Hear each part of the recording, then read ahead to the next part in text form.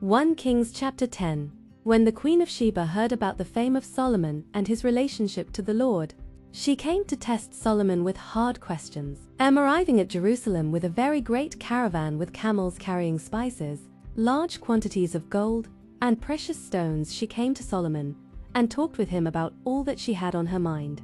Solomon answered all her questions. Nothing was too hard for the king to explain to her. When the Queen of Sheba saw all the wisdom of Solomon and the palace he had built, the food on his table, the seating of his officials, the attending servants in their robes, his cupbearers, and the burnt offerings he made at the temple of the Lord, she was overwhelmed. She said to the king, "The report I heard in my own country about your achievements and your wisdom is true. But I did not believe these things until I came and saw with my own eyes. Indeed, not even half was told me. In wisdom and wealth you have far exceeded the report I heard. How happy your people must be. How happy your officials, who continually stand before you and hear your wisdom. Praise be to the Lord your God, who has delighted in you and placed you on the throne of Israel. Because of the Lord's eternal love for Israel, he has made you king to maintain justice and righteousness." And she gave the king 120 talents of gold, large quantities of spices, and precious stones. Never again were so many spices brought in as those the Queen of Sheba gave to King Solomon. Hiram's ships brought gold from Ophir, and from there they brought great cargoes of almug wood and precious stones. The king used the almug wood to make supports for the temple of the Lord and for the royal palace, and to make harps and lyres for the musicians. So much almug wood has never been imported or seen since that day. King Solomon gave the Queen of Sheba all she desired and asked for, besides what he had given her out of his royal bounty. Then she left and returned with her retinue to her own country. The weight of the gold that Solomon received yearly was 666 talents, not including the revenues from merchants and traders, and from all the Arabian kings and the governors of the territories. King Solomon made 200 large shields of hammered gold. 600 shekels of gold went into each shield. He also made 300 small shields of hammered gold, with 3 minas of gold in each shield. The king put them in the palace of the forest of Lebanon. Then the king made a great throne covered with ivory and overlaid with fine gold. The throne had 6 steps, and its back had a rounded top. On both sides of the seat were armrests, with a lion standing beside each of them. 12 lions stood on the 6 steps, one at either end of each step. Nothing like it had ever been made for any other kingdom. 21. All King Solomon's goblets were gold, and all the household articles in the palace of the forest of Lebanon were pure gold. Nothing was made of silver, because silver was considered of little value in Solomon's days. 22. The king had a fleet of trading ships at sea, along with the ships of Hiram. Once every 3 years it returned, carrying gold, silver, and ivory, and apes and baboons. 23. King Solomon was greater in riches and wisdom than all the other kings of the earth. 24. The whole world sought audience with Solomon to hear the wisdom God had put in his heart. 25. Year after year, everyone who came brought a gift, articles of silver and gold, robes, weapons and spices, and horses and mules. 26. Solomon accumulated chariots and horses. He had 1,400 chariots and 12,000 horses, which he kept in the chariot cities, and also with him in Jerusalem. 27. The king made silver as common in Jerusalem as stones, and cedar as plentiful as sycamore fig trees in the foothills. 28. Solomon's horses were imported from Egypt, and from Kuwait the royal merchants purchased them from Kuwait at the current price. 29. They imported a chariot from Egypt for 600 shekels of silver, and a horse for 150. They also exported them to all the kings of the Hittites and of the Arameans. 1 Kings chapter 11. King Solomon, however, loved many foreign women besides Pharaoh's daughter, Moabites, Ammonites, Edomites, Sidonians, and Hittites. They were from nations about which the Lord had told the Israelites, "You must not intermarry with them, because they will surely turn your hearts after their gods." Nevertheless, Solomon held fast to them in love. He had 700 wives of royal birth, and 300 concubines, and his wives led him astray. As Solomon grew old, his wives turned his heart after other gods, and his heart was not fully devoted to the Lord his God, as the heart of David his father had been. He followed Ashtoreth, the goddess of the Sidonians, and Molech, the detestable god of the Ammonites. So Solomon did evil in the eyes of the Lord. He did not follow the Lord completely, as David his father had done. On a hill east of Jerusalem, Solomon built a high place for Chemosh, the detestable god of Moab, and for Molech, the detestable god of the Ammonites. He did the same for all his foreign wives, who burned incense and offered sacrifices to their gods. The Lord became angry with Solomon, because his heart had turned away from the Lord, the God of Israel, who had appeared to him twice. Although he had forbidden Solomon to follow other gods, Solomon did not keep the Lord's command. So the Lord said to Solomon, "Since this is your attitude, and you have not kept my covenant and my decrees, which I commanded you, I will most certainly tear the kingdom away from you and give it to one of your subordinates. Nevertheless, for the sake of David your father, I will not do it during your lifetime. I will tear it out of the hand of your son. Yet, I will not tear the whole kingdom from him, but will give him one tribe for the sake of David my servant, and for the sake of Jerusalem, which I have chosen." Then the Lord raised up against Solomon an adversary, Hadad the Edomite, from the royal line of Edom. Earlier, when David was fighting with Edom, Joab, the commander of the army, who had gone up to bury the dead, Joab and all the Israelites stayed there for 6 months, until they had destroyed all the men in Edom. But Hadad, still only a boy, fled to Egypt with some Edomite officials who had served his father. They set out from Midian and went to Paran. Then, taking people from Haran with them, they went to Egypt, to Pharaoh king of Egypt, who gave Hadad a house and land and provided him with food. Pharaoh was so pleased with Hadad that he gave him a sister of his own wife, Queen Tapenes, in marriage. The sister of Tapenes bore him a son named Genubath, whom Tapenes brought up in the royal palace. There Genubath lived with Pharaoh's own children. While he was in Egypt, Hadad heard that David rested with his ancestors and that Joab, the commander of the army, was also dead. Then Hadad said to Pharaoh, "Let me go, that I may return to my own country." 22. What have you lacked here that you want to go back to your own country? Pharaoh asked. Nothing, Hadad replied, but do let me go. 23.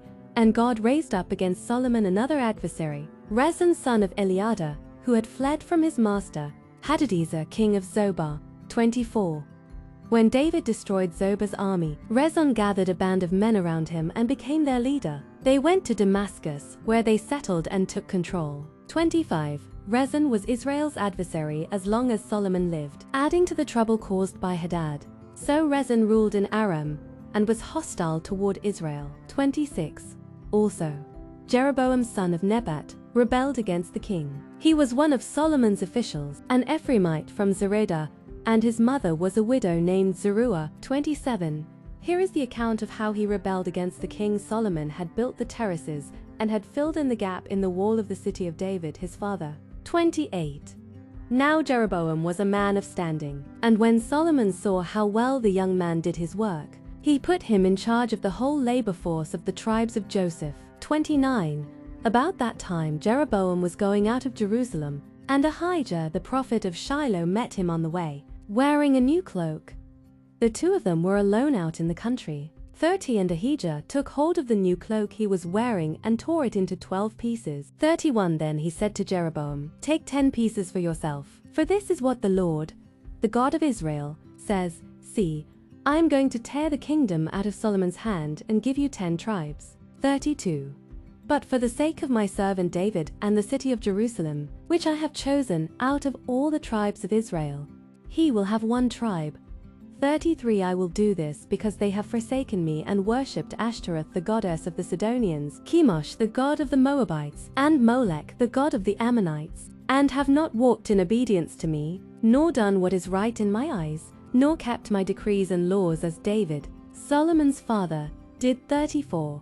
But I will not take the whole kingdom out of Solomon's hand. I have made him ruler all the days of his life for the sake of David my servant, whom I chose and who obeyed my commands and decrees. 35. I will take the kingdom from his son's hands and give you 10 tribes. 36. I will give 1 tribe to his son, so that David my servant may always have a lamp before me in Jerusalem, the city where I chose to put my name. 37. However, as for you, I will take you, and you will rule over all that your heart desires, You will be king over Israel. 38.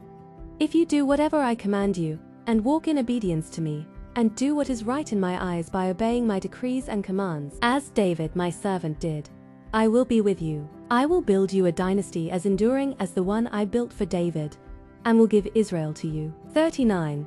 I will humble David's descendants because of this, but not forever.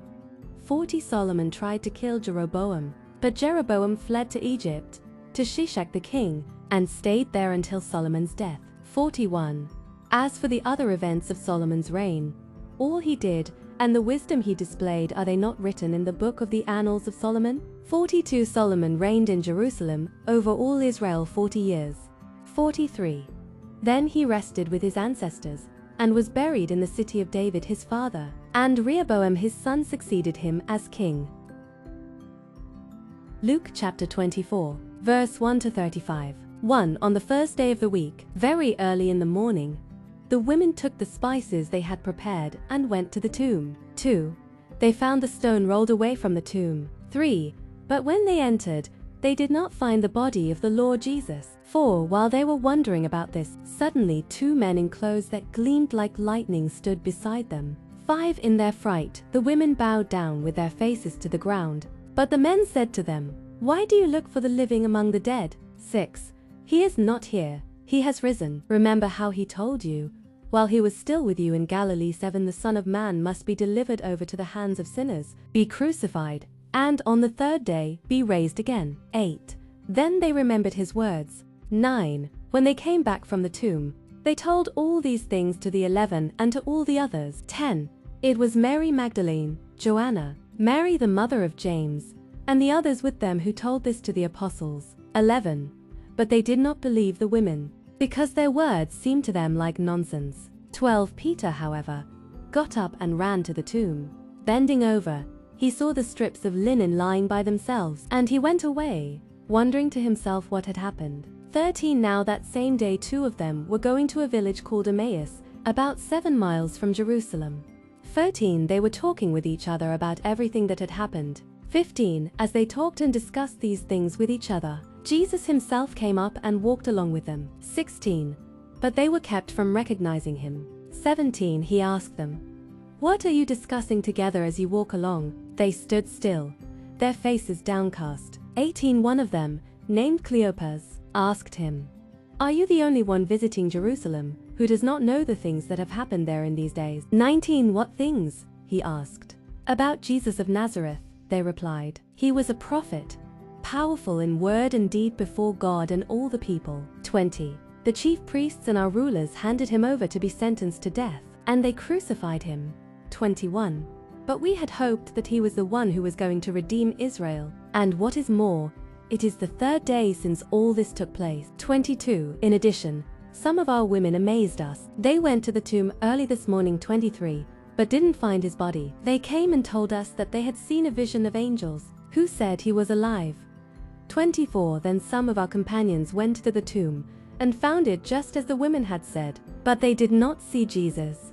25. He said to them, "How foolish you are, and how slow to believe all that the prophets have spoken." 26. Did not the Messiah have to suffer these things, and then enter his glory? 27. And beginning with Moses and all the prophets, he explained to them what was said in all the scriptures concerning himself. 28. As they approached the village to which they were going, Jesus continued on as if he were going farther. 29.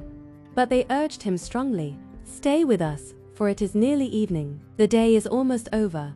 So he went in to stay with them. 30. When he was at the table with them, he took bread, gave thanks, broke it, and began to give it to them. 31. Then their eyes were opened and they recognized him, and he disappeared from their sight. 32. They asked each other, "Were not our hearts burning within us, while he talked with us on the road and opened the scriptures to us?" 33. They got up and returned at once to Jerusalem. There they found the 11 and those with them, assembled together. 34. And saying, "It is true, the Lord has risen and has appeared to Simon." 35. Then the 2 told what had happened on the way, and how Jesus was recognized by them when he broke the bread.